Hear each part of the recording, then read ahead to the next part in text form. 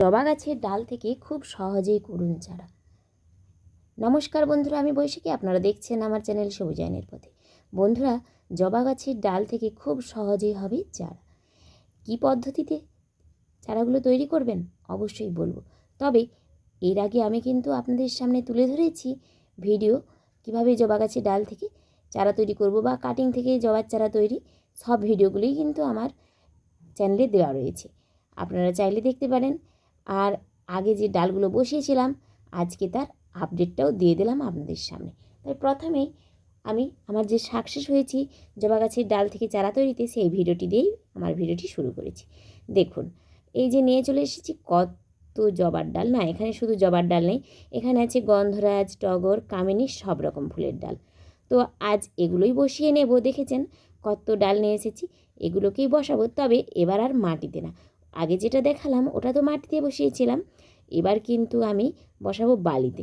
তার সঙ্গেও নিয়ে এসেছি দেখুন স্নেক প্ল্যান্ট, আর ওই যে আগে দেখালাম লিচুর গাছ, কয়েকদিন আগে যে লিচু খেয়ে বীজ ফেলেছিলাম তা থেকে হয়েছে চারা, আর পুদিনার পাতার গাছ। পুদিনা পাতাটা আমি জলেই কিন্তু করছি, হ্যাঁ, ছাদ বাগানে ক্যারেটে লাগিয়েছি এবং নিচে ক্যারেটেও রয়েছে। এখন এই যে জলে বসা হচ্ছে, জলে কিন্তু পুদিনাটা খুব ভালো হয়, কারণ ওই যে গ্লাসটাতে, ওটাতে তো দেখালাম খুব সুন্দর হয় পুদিনা। আর এই বোতলগুলো কেন নিয়ে এসেছি জানেন? বোতলগুলো আমি গাছ লাগাবার জন্যই নিয়ে এসেছি। আসলে বাড়িতে যে কোল্ড ড্রিঙ্কসগুলো আসে বা জলের বোতলগুলো, ওগুলো কিন্তু আমরা এখানে সেখানে ফেলে দিই।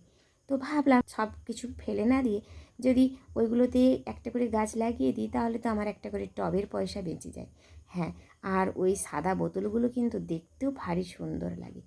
তাই আজ ওই বোতলগুলো কাজে লাগাবো ভাবলাম। ফেলে দিলে সেই তো পরিবেশটা নোংরা হয়, তা পরিবেশটাকে রক্ষা করার জন্য যদি ওগুলোকে আমি কাজে লাগিয়ে নিই, তাহলে তো একটু রিসাইকেল হয়ে যায়। তবে প্লাস্টিক ব্যবহার করা উচিত নয়, এটা আমরা সবাই জানি, কিন্তু আমরা কোথায় আর কে থেমে থাকি, সকলেই ব্যবহার করছি। যে টবগুলো সব প্লাস্টিকের, দেখুন মাটির টব ব্যবহার করা ভালো, কিন্তু মাটির টবটা তো প্রচুর ভার হয়, তার জন্য ব্যবহার করা হয় না।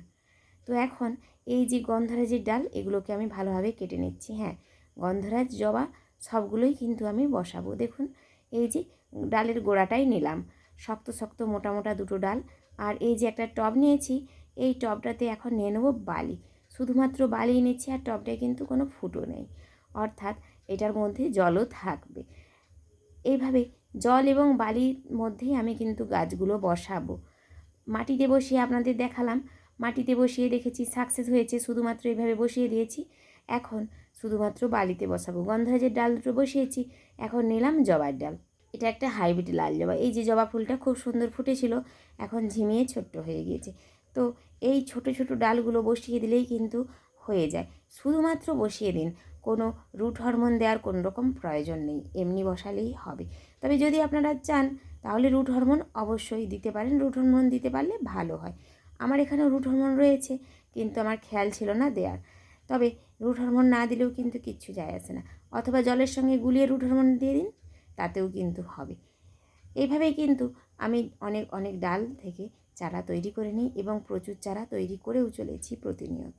তাই আপনাদের বলবো আপনারাও কিন্তু এভাবে ডাল থেকে চারাগুলো তৈরি করুন। দেখুন সমস্ত পাতাগুলো আমি কিন্তু কেটে শুধুমাত্র বালির মধ্যেই বসিয়ে দিচ্ছি। এই যে জবা, জবা গাছের কিন্তু ডাল থেকে চারা খুব সহজেই তৈরি হয়।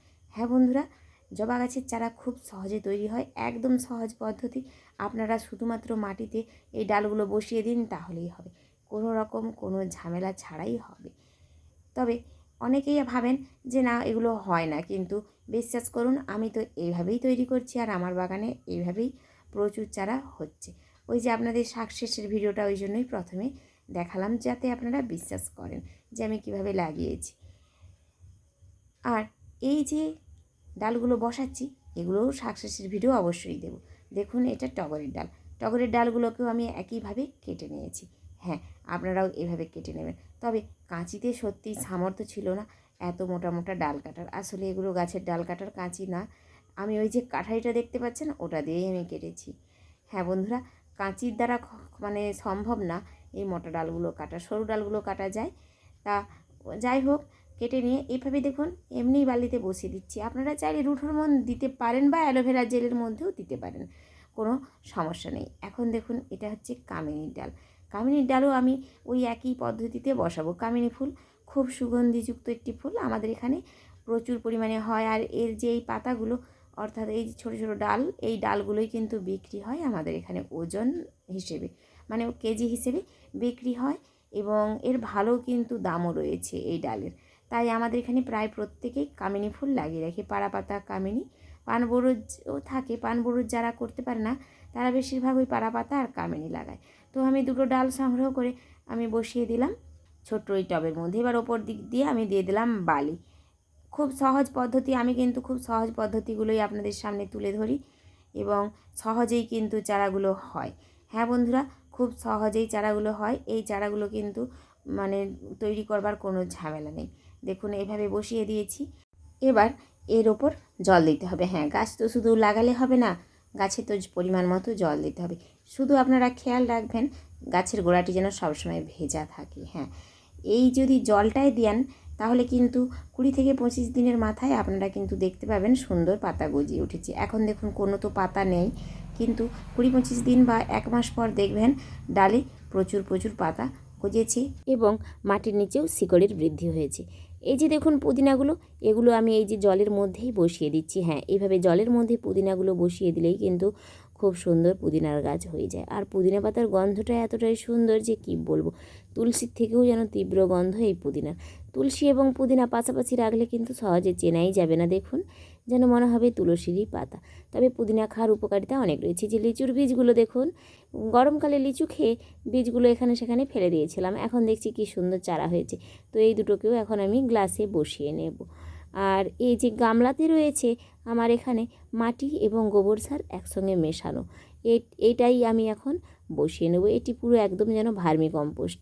হ্যাঁ বন্ধুরা, গ্রামের এটি ভার্মি কম্পোস্টই বলা যায়। এর মধ্যে পাতা সারও রয়েছে, অর্থাৎ পাতাগুলোও যে আমি দিয়ে রাখি সেগুলো পচে পাতা সার এবং গোবর সার আর মাটি। আমি কিন্তু আর কোনো রকম কোনো সার ব্যবহার করি না, এইভাবেই গাছ লাগাই।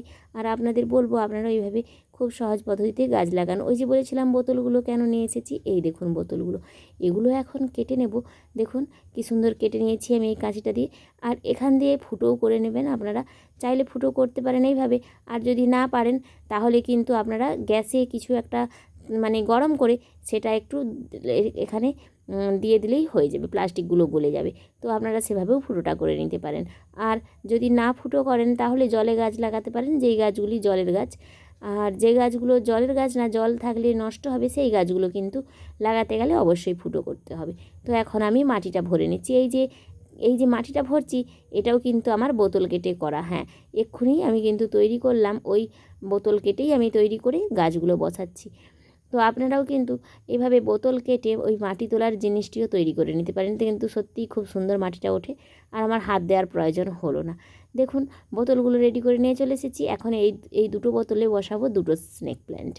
এই যে স্নেক প্ল্যান্টগুলো সত্যিই কিন্তু একটা গাছ লাগালেই প্রচুর প্রচুর গাছ আপনার বাগানে ভর্তি হয়ে যাবে। হ্যাঁ, কয়েক মাস পরেই দেখবেন এ থেকে নতুন চারা বেরিয়েছে। আর এই স্নেক প্ল্যান্টগুলো সত্যিই খুব ভালো লাগে দেখতে, ছোট্ট ছোট্ট গাছ, অথচ ঘরটিকে কিন্তু খুব সুন্দর রাখে। অর্থাৎ কোনো নোংরা করতে নেই, কোনো মানে ঝামেলা নেই, এদের কোনো পাতা পচে পড়তে নেই, এ তার আপনা হতেই হয়ে যাবে। আমাকে কিন্তু এই স্নেক প্ল্যান্টের গাছগুলো ভীষণ ভালো লাগে, তাই কিন্তু আমি এখানে আবারও লাগালাম দুটো।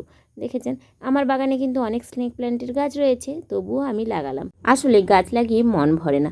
হ্যাঁ সত্যি, গাছ লাগিয়ে মন ভরে না। তারপর আবার এই স্নেক প্ল্যান্টের গাছগুলো, ইনডোর প্ল্যান্টগুলো সত্যি ভীষণ ভালো লাগে, কারণ ইনডোর প্ল্যান্টগুলি কিন্তু ঘর নোংরা করে না, আর এই জন্যই আমার খুব পছন্দের। তবে গাছ তো শুধু লাগালে হবে না, গাছে দিতে হবে পরিমাণ মতো জল। তো এখন গাছগুলোতে আমি অল্প করে জল দিয়ে দেবো। লিচুর গাছটি সত্যিই বীজ থেকে হয়, তবে বীজ থেকে হওয়া লিচুর গাছে লিচু হতে কিন্তু অনেক বছর সময় লেগে যায়। আর কলম হওয়া গাছে কিন্তু খুব তাড়াতাড়ি লিচু হয়। তবে আগেকার দিনে তো আর কলম ছিল না, তখন তো সবাই বীজ থেকেই লিচুর গাছগুলি করতো। এই যে দেখুন মানি প্ল্যান্টের ট্রিটা, কিছুদিন আগে আপনাদের সামনে ভিডিও দিয়েছিলাম যে মানি প্ল্যান্টের গাছটি লাগিয়েছি, এখন কত সুন্দর মানি প্ল্যান্টটি হচ্ছে। এই যে বললাম স্নেক প্ল্যান্ট এদিকে অনেক রয়েছে, হ্যাঁ স্নেক প্ল্যান্টও অনেক রয়েছে। আর আমি ইনডোর প্ল্যান্টটা সত্যিই করতে ভীষণ ভালোবাসি। দেখুন কত কত রকমের স্নেক প্ল্যান্ট। তো আজকের মতো আমার ভিডিওটি এখানেই শেষ করছি। আমার ভিডিওটি আপনাদের কেমন লাগলো অবশ্যই জানাবেন। যদি ভালো লেগে থাকে লাইক কমেন্ট শেয়ার করবেন, আমার চ্যানেলটিকে সাবস্ক্রাইব করে আমার পাশে থাকবেন। পাশে থাকা বেল আইকনটি প্রেস করে দেবেন, যাতে আমি ভিডিওটি ছাড়ার সঙ্গে সঙ্গে সেই ভিডিওটি আপনাদের সামনে এসে যায়। এবং যদি পারেন আপনারাও এরকম 2-1টি গাছ অবশ্যই লাগাবেন। গাছ লাগানো ভালো, গাছ কিন্তু কিছু দিক বা না দিক পরিবেশকে অক্সিজেনটা দিয়েই যায় ভরপুর মাত্রায়। তারপর তো ফল ফুল শাক সবজি বিভিন্ন রকমভাবে দিতেই থাকে। তো অবশ্যই তার জন্য গাছ লাগান, কারণ বিশ্বকে রক্ষা করার জন্য, আমাদের এই পরিবেশকে রক্ষা করার জন্য এবং পরিবেশকে বিশ্ব উষ্ণায়নের হাত থেকে বাঁচানোর জন্য আমাদের কিন্তু টুকটাক কিছু গাছ অবশ্যই লাগানো উচিত। সে হোক না সবজির গাছ, হোক না ফুলের গাছ অথবা ফলের গাছ, যে কোনো গাছ আপনারা লাগান। গাছ লাগানোটাই হচ্ছে বড় কথা। ফুল হলে আপনার তো বাড়ির পরিবেশটিকে মনোরম শোভাবৃদ্ধি করবে, আর ফলের গাছ আপনাকে তো প্রচুর পরিমাণে ফল একদিন দেবেই, আর সবজির গাছও আপনি অনেক অনেক সবজি পাবেন। তাই অবশ্যই গাছ লাগান।